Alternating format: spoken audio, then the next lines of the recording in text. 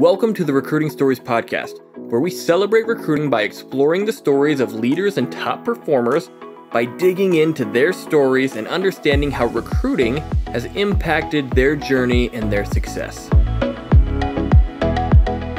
Welcome back to another episode of the Recruiting Stories podcast. I'm your host, Adrian Chapman, and it's brought to you by Cover 3 Consulting. Guys, episode 13. This week we've got Will Jenkins. It's an awesome episode. Will is a co-founder of Molo Solutions. He's also their vice president of strategic partnerships, and he's done a bunch of things for Molo. Before, actually, I didn't know this when we recorded, but obviously big news with Molo in the last 24 hours here. They've been acquired by ArcBest. So absolute rocket ship of a transportation firm. They've done some amazing things on a run rate of over $600 million in revenue this year. Will has been a part of that obviously since the very beginning. A super talented guy, really cool recruiting story. We're going to talk a little bit about, his recruiting story, what got him into sales, what got him into the transportation industry, and how he got started with Molo, which is a pretty awesome story. And then, his thoughts on some other things like culture. They're pretty well known for the amazing culture that they built in like under 5 years. And a lot of people want to be a part of that. Some things that stand out that some companies don't do well that are very simple, and some things they do very well that makes them stand out. Also talk about his experience as a person of color in leadership in freight, what we can do better as an industry when it comes to diversity and inclusion. And that's an awesome conversation and soundbite there as well. Hope you guys enjoy it. So much takeaways. Will's the type of guy that I could talk to forever if we had time. He's a former college athlete as well. We both played defensive back in football in college. He played for Illinois Wesleyan. Super cool guy, obviously gracious with his time, and really thankful that we got to talk to him here. Hope you enjoy it. If you've got questions for me, feel free to reach out to me after the show. Feel free to connect with Will on LinkedIn if you want to get in contact with him as well. All right, everybody, welcome to the Recruiting Stories podcast. Really excited this week. We've got our guest, Will Jenkins. Will, welcome to the podcast. Hey, what's going on? Thank you so much for having me. Guys, if you don't know Will, you're probably living under a rock. Will is VP over at Molo Solutions, VP of Strategic Partnerships. Is that right? Yeah, so currently I am co-founder of the business. I manage a group of our customer-facing sales reps. So my primary focus is developing talent on our team and looking at new opportunities or current opportunities and figuring out what we can do to grow our market share with them and continue to build our brand. So walk me through, if you don't mind. Obviously, Will has helped start and build Molo, which you guys are on like a $600 million run rate this year or more. Is that right? Yep. So we will do anywhere between 650, potentially up to $700 million this year in business. Congrats, man. That's incredible to watch your trajectory. It's been fun to see you guys grow. Have you been in that similar role the whole time that you've been at Molo, or has that adjusted? Tell me about that. No, so I've done a lot of different things. We started the business in July of 2017, and at that point, it was a small team. So there were just three of us in a small office. These were just the co-founders, really, before we started hiring people. And at that point, you're doing everything. So customer-facing activity, quoting freight, building shipments in the TMS, scheduling freight, booking the carriers, doing accounting stuff, recruiting and whatnot. After we had a handful of reps on the team on both the carrier and the operations side, when it's just a small group, my main responsibilities were building out our training and onboarding program. So a lot of my career has been spent either coaching and developing reps or selling. That's where my skill set is best. So I spent the first 2 years building our training and development program and also helping on our carrier sales side, build out our track and trace team. So a lot of fundamental business things that you got to put in place before you can scale.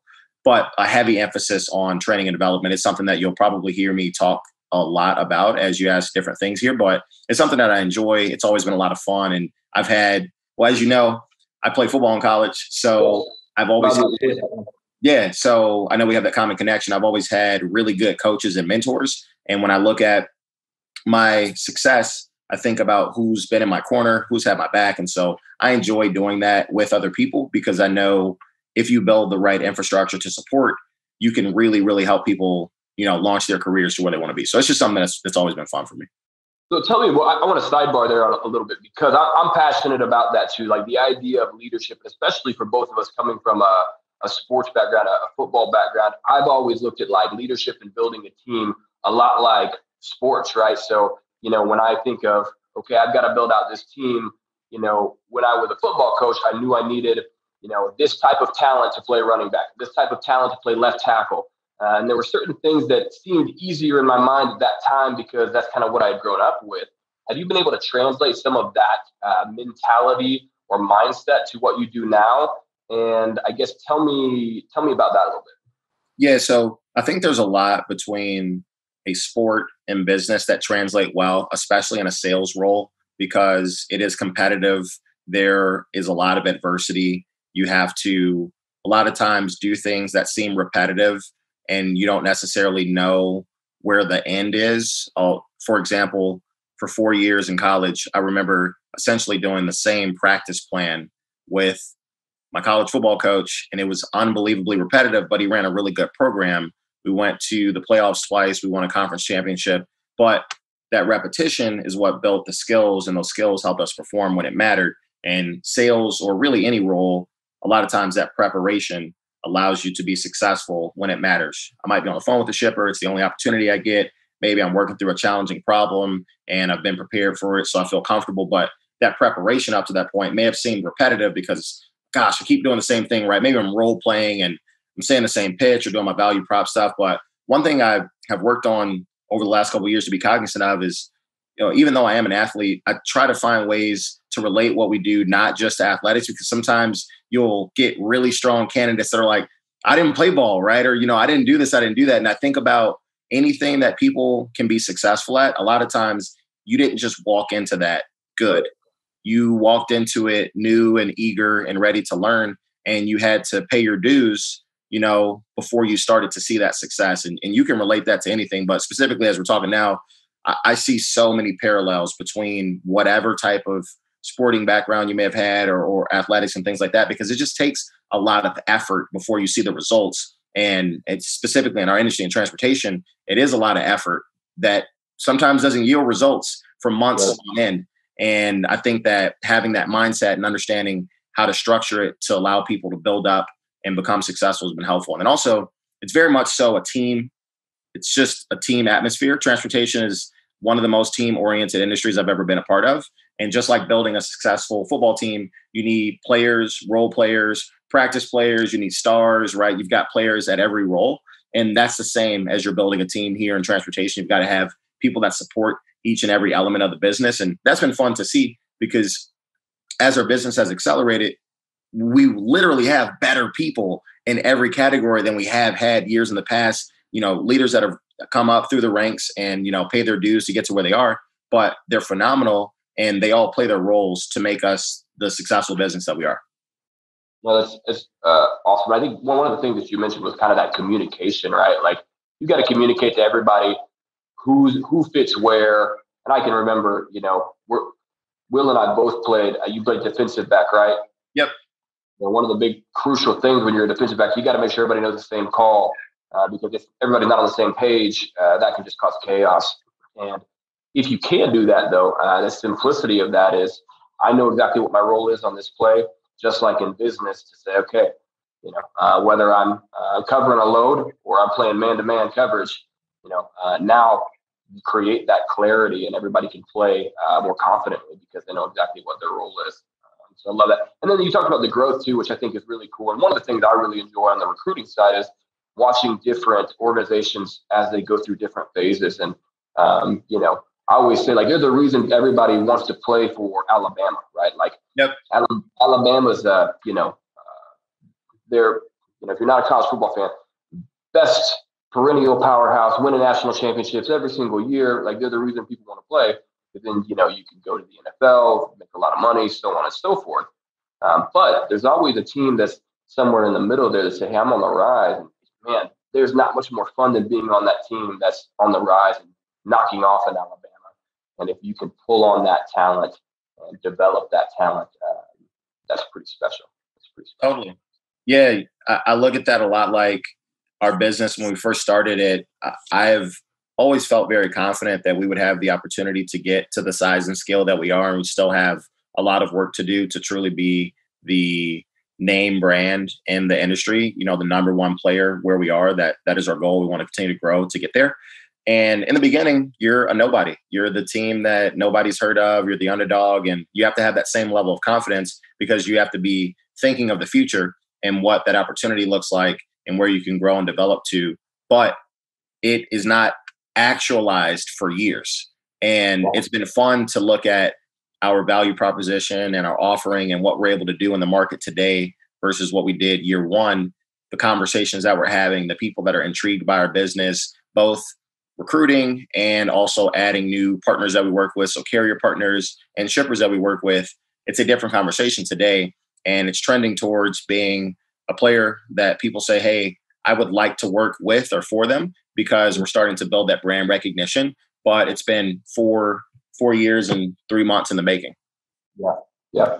And that goes back to that, that process that you talked about of we're doing this practice over and over and over, and it's going to yield results at some point. But sometimes it feels arduous to get there. So but I want to talk about your recruiting story because obviously it takes some incredible people to build what you've built at Molo. So for you personally, I want to hear your story. Tell me a little bit about your background. I know obviously you talked a little bit about college football, so you're a college football player. I did a little research on you. I know you did some Cutco early on. So tell me a little bit about some of your story and what got you into transportation. Yeah, so I will tell you a little bit about how I got to where I am. I'm from Chicago. I grew up in Maywood, which is a suburb just on the west side of the city, right outside. And I went to Illinois Wesleyan to play football. Before my freshman year of football, I got a call from a company, Vector Marketing, which is a company that sells Cutco kitchen cutlery. And they're like, oh, someone's recommended you for a job. And I didn't have a job. I was 18 years old. I'm like, oh, sure. Like, I'll come in and listen to what y'all have to say. So I went to the interview and I'd never done a sales role. I didn't know anything about the business. And I was like, man, this sounds like a cool opportunity. And essentially, for those of you that may not be familiar with Cutco, it's a direct sales role.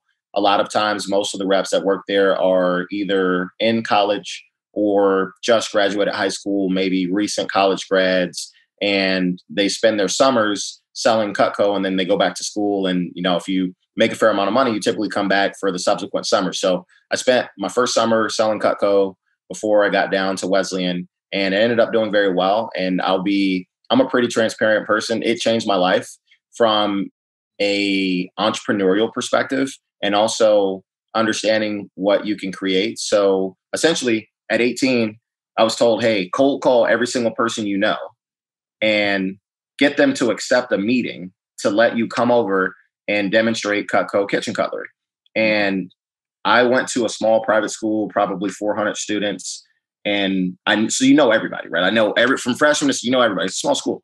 And I'm calling people I'm getting hung up on. And I'm like, I know you. Like, you know who I am.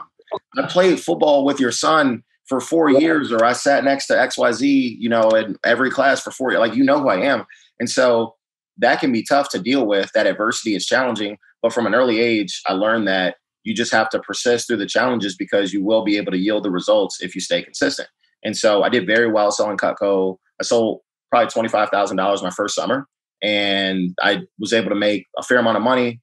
And so I went back the next 3 summers and I became an assistant manager. So I've been managing and interviewing people since I was 18, 19 years old. And then I ran an office in Lincoln Park for them my sophomore going into my junior year at Wesleyan. So I had 80 sales reps. I had 3 full-time assistant managers. 3 full-time office managers that did reception duties and all this stuff. They helped schedule interviews. They were phenomenal. And we did about $110,000 in business that summer. And before I went to Wesleyan, before my freshman year, I wanted to be a doctor because my dad was a paramedic and my mom was always in hospitals. So Wesleyan has a really strong pre-med program. And that's what I figured that I wanted to do. And I got, into selling Cutco. And I was like, gosh, I really love presenting. I love building relationships. I love coaching and mentoring. maybe entrepreneurship or sales is for me. So that's what I did all throughout college. My first job after Wesleyan was with Kimberly-Clark Professional. They are the company that makes Kleenex. So that was a really cool role as your first job out of college. I was 22 years old working for this massive brand. They're probably a $17 billion company. So you think about all the resources that they have. I was unbelievably fortunate to have that role right away because I got great training. I had so many different people that were there. The infrastructure was built, right? You think about a company that big, they've got a person for everything. So that was really cool to have right away. I exited that business, and I always tell this story a little bit because it's important.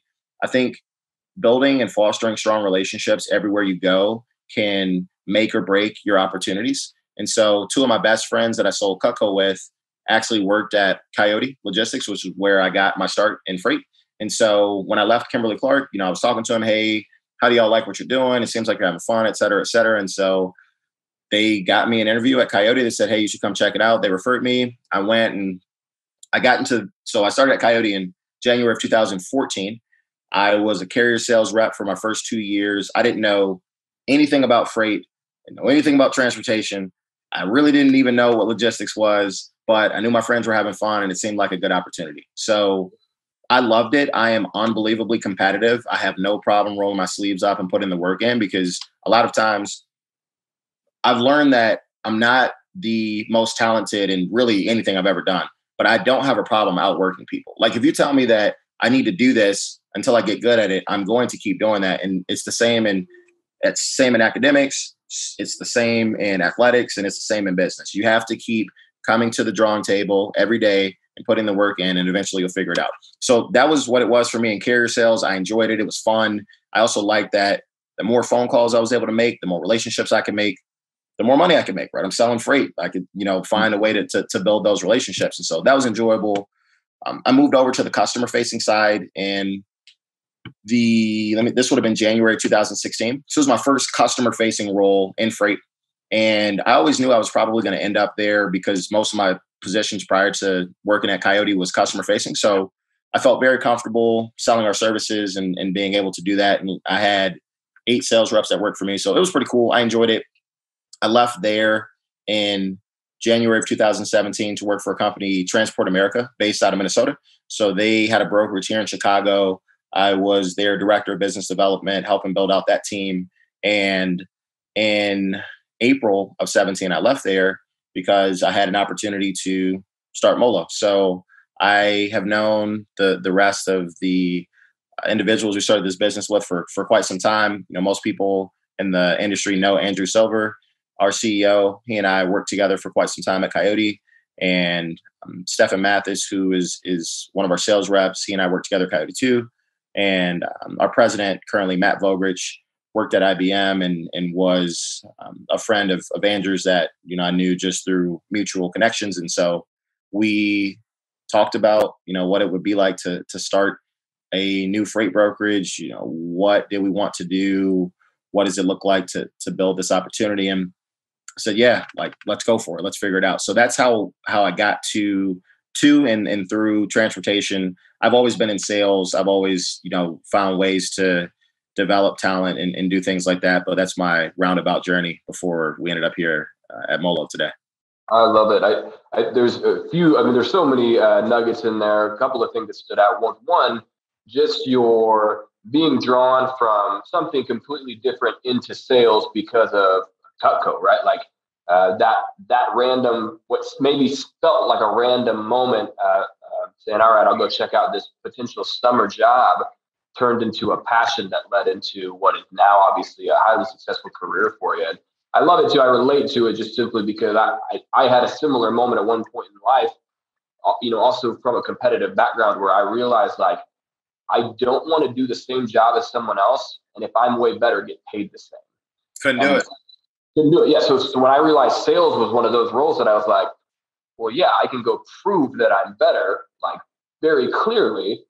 It was a no-brainer for me. And then that changed my trajectory as well. And I think the cool part about that is you can, not only can you make more money, because that's a great thing, but also you can impact more people and connect with more people with the more success that you have. And so that quantifiable ability in sales is just, it's hard to, there's nothing else like it in business in my mind, which is what makes it so fun, which makes it so neat. So that's amazing. And then the other side of that too is because of what you were doing, you networked and found people who helped you go and start Molo and begin to build something there as well. With that, was that something that you had always kind of like, yeah, I knew I wanted to be an entrepreneur. I knew I had something in mind. Or was it, you guys just kind of like, we're hanging out one night and we're like, hey, I've got an idea. Like, how did that come about? So I've always known that I wanted to be an entrepreneur, and I am fascinated by business of all kinds. I just love to see new things come to fruition, because really everything that we see today was an idea at some point, and somebody decided to go to work on it, and they persisted through the challenges until it was fruitful. And so that has always been what I wanted to do. And the main reason is I look at the work that you can put in for someone. You have your own business, right? You've got your recruiting business, and you will do so much more individually for your business because that supports your family, right? That gives you the time to spend with the people that you care about the most. You have a lot more autonomy over that.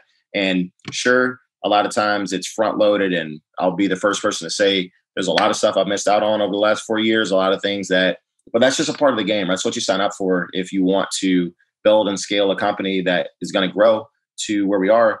But that was always intriguing to me. I've always been excited about that. I didn't know it was going to be in freight. If you asked me 5 years ago, I probably would have said like, no way with a brokerage, but it made sense based on industry expertise and the right team. If you have the right people, you can build anything. And I would go to battle with the people that we have on our team and the individuals we started this business with any day, because they are the right people. So that makes a massive difference. And there's a lot of things that these people could do outside of freight that would be effective. But something that you mentioned that makes me happy as I think about our business continuing to grow is how many people can you impact? What lives can you change? How much can you help those people grow and develop? Because I was fortunate enough I love my parents more than any people in this world. They have always been there for me. They've had my back. They sacrificed a lot. And so most of what I do is to make them proud, because I know how much they work to get me to where I am. And so, my parents, my coaches, good professors, people that have been there for me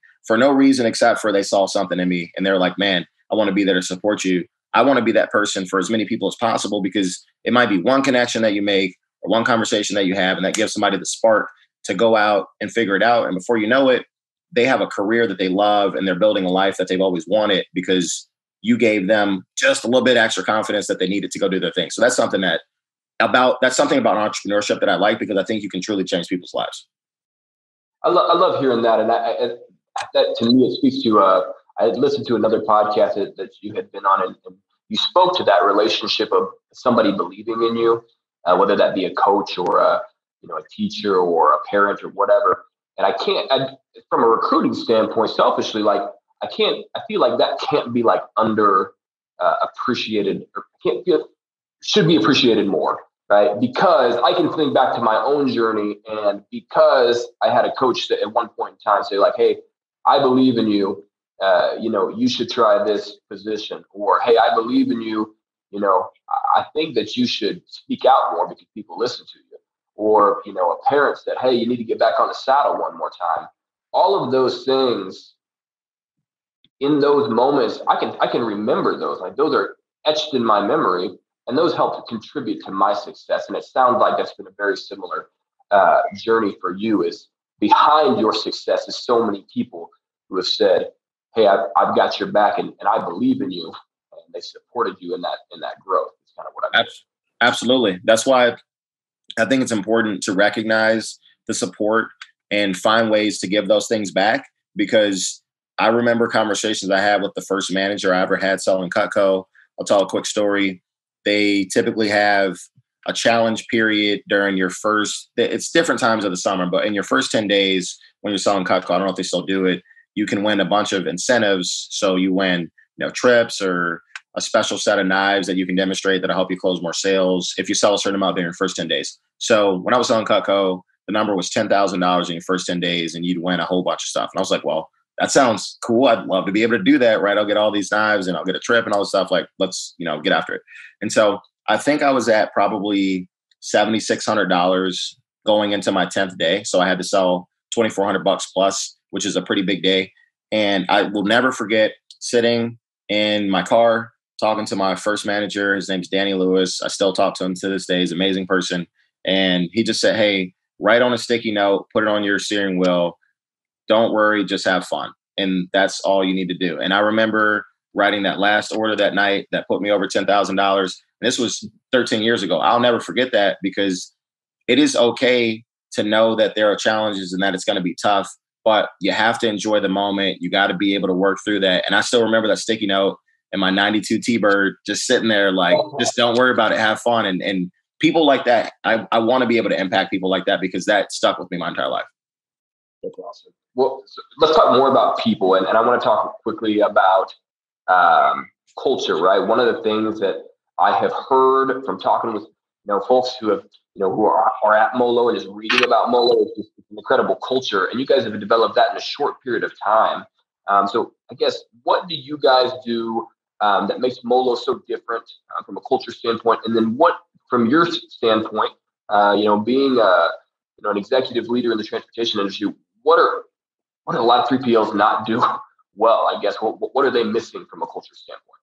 I think that something that's important specifically to what we do and how we've built our team is that it is extremely clear that our team is transparent and that we like to communicate clearly so that we can cut through some of the gray areas. So what is our business working on? Why are we taking this freight? Why are we trained this particular way? Why do we do this? Why are our values that? There are a lot of training and continuous education things that we do.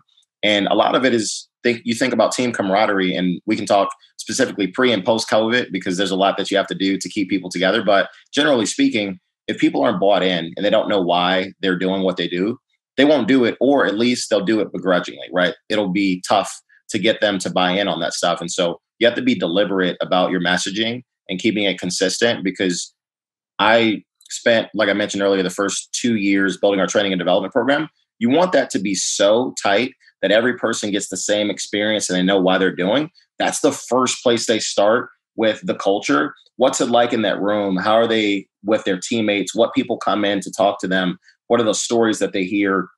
What type of team building activities do you do? Does it just end when they leave the training room? Like, the answer is no, it's got to be consistent. And so when you can bring in people and they do the same exact thing that the people 3 months from them before did to get them up to speed, it's a consistent message. Now, from that point, it's important to have extremely consistent.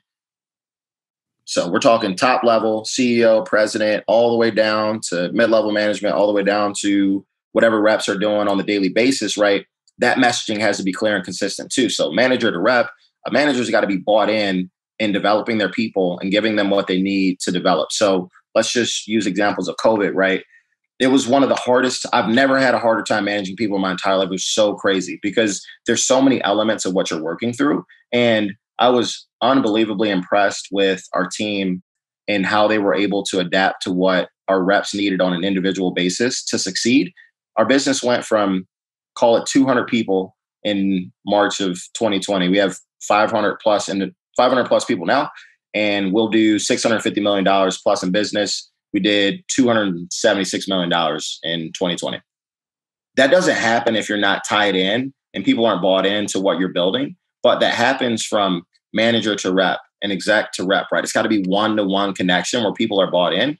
And that's how you perpetuate the culture. Because if you look around and you see, gosh, right, look at what we're doing to execute for our customers. Look at how we take care of each other. Look at what we're doing to take care of our drivers. If that is consistent, you're able to deliver on that because it's self-managed, right? It doesn't need to be one person from the top talking down. You want to have that leadership from the top, but you need to be able to build confidence in your people so that someone that's 3 months in sees something and maybe it's not how we do stuff, right?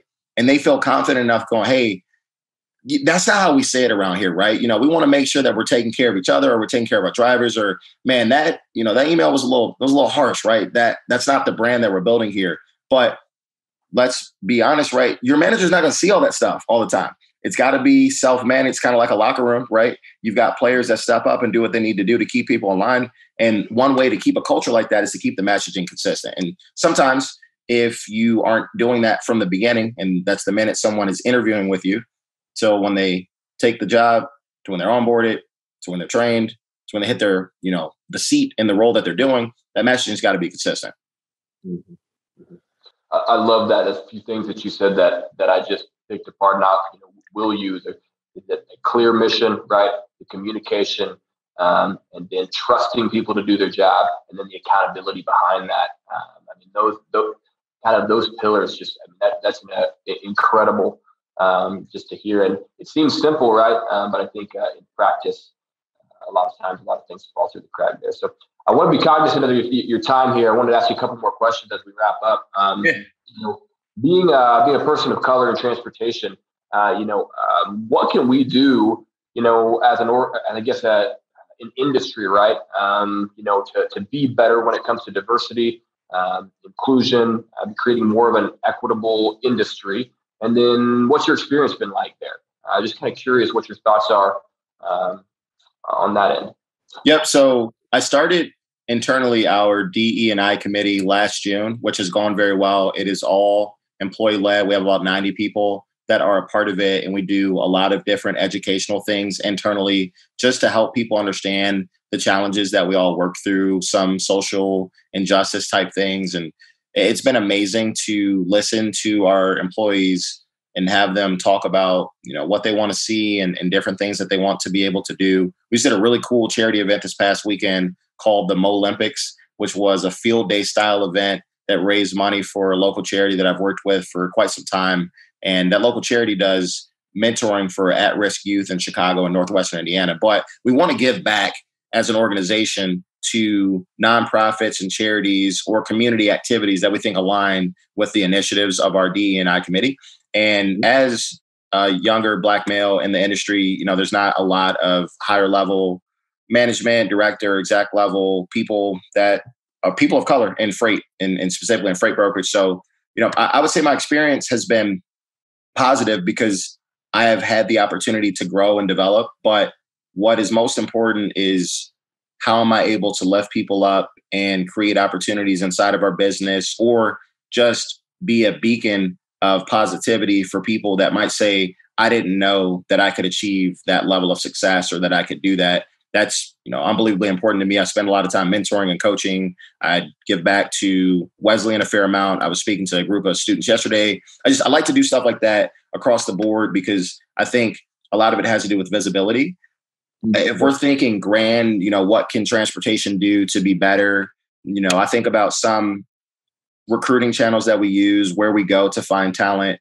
There are a lot of non-traditional avenues that you can find some of your strongest performers. They could be at community colleges. They could be at different schools that maybe your corporation doesn't go to today, that might not typically be in the, I would say, in line with whatever colleges you might visit. But there's a lot of strong candidates across the board that end up being really, really successful within your business. So I think it's important to find other avenues to be able to develop and cultivate talent, and then also create things inside of your business that allow people to look up and go, oh my gosh, there's other people that look like me, right? So if you're, a young woman in sales and you want to progress and develop, it would be nice to see other successful women in sales in that business, because it just gives you hope that is something that you'd be able to do, right? If you're a person of color and you want to raise to management or director level, it'd be nice to see that there are people that look like you doing the same thing. So I think a lot of it is finding and developing talent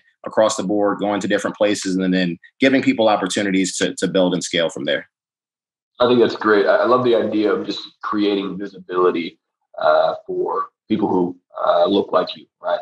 Or look like, others, right? I think that's really helpful. I always kind of took for granted my experience, I think, in sports. We go back to that. Being a college athlete, it was just a naturally diverse place. And so, we were thrown into a room and given a mission. And guys from, California, Hawaii, Chicago, downtown places, rural places. And, we had to make it work. And I think I can say I definitely took that for granted once getting into the business world. There's some really good to that I think we can take and say, the talent looks different, right? We just have to go find it. And sometimes you do have to kind of force it into the same room and say, hey, let's focus on the mission, but let's work together. And I think that visibility helps to say, yeah, you can accomplish that. Here's other people who are doing it. And if you need to learn from them, absolutely. Good. Well, as we wrap up here, I would like to ask a couple questions. One, is when you look back to your journey, if you had to give advice to your 20-year-old self, kind of getting started on life and career, what advice would you give yourself? So I would tell myself to go bigger sooner. I would say to push the boundaries earlier, try and fail. I am a very calculated person. I am used to being successful. And so sometimes that leads to over-analyzation of stuff because you don't want to fail. And there are times where I spent opportunities being comfortable because it was something that I was good at instead of going for the home run. And maybe I don't hit it right. Maybe I completely whiff and it was a failure, but that's okay because that's a learning experience. I've had those things occur over the course of my career, but I would encourage myself to push the boundaries sooner because I could have been at a different place significantly earlier. It's okay. Things happen as they happen. And I have no complaints or qualms with how things have gone, but I would challenge myself to go bigger sooner because when I think about the person that I was in January of 2017, which was I was working at Coyote, or then I left and went to Transport America. I was the same person in July of 2017 when we started this business, but I thought differently about who I was in terms of what I was able to accomplish, the decisions I was able to make, the confidence that I had in myself, because you don't really have a choice. When there's 4 people sitting in a room and you got to figure out how to make it happen, you just figure it out. But that person was the same person before.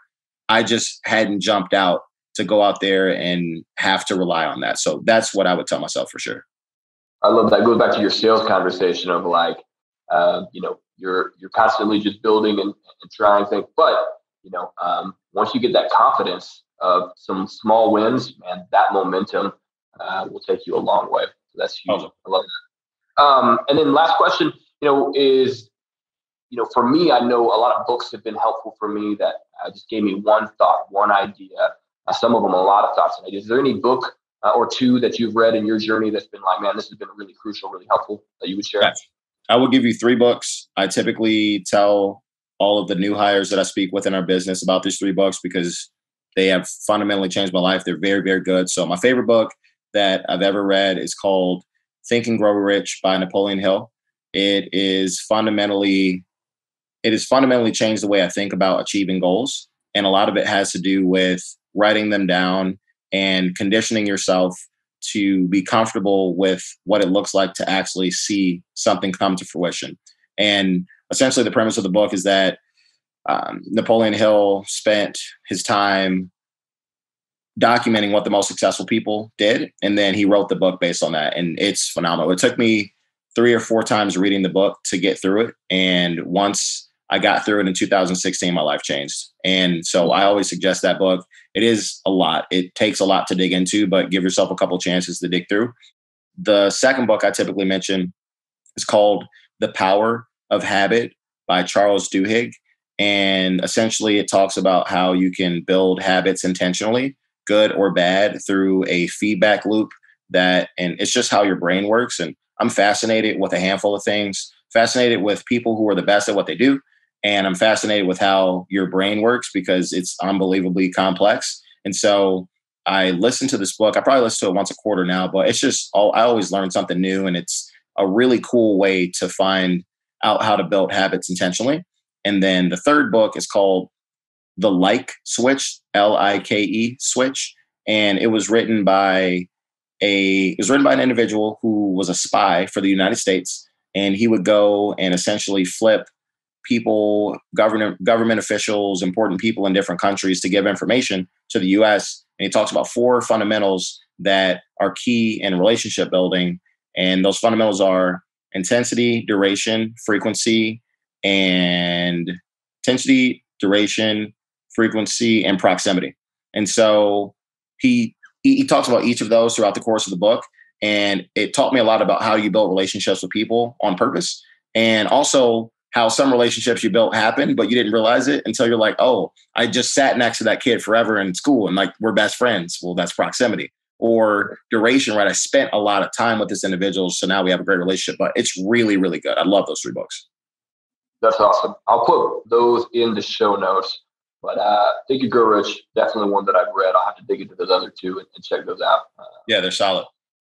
That's always good to hear, and good to hear about the wisdom there. So, Will Jenkins, thank you so much for joining the podcast. Tons of insight and information. I know you're a busy guy. I appreciate you stopping in as well. Adrian, I appreciate it. I hope you have a great rest of your day, and thank you for having me on. But, all right, I'll catch you later. Thanks for listening to the Recruiting Stories podcast.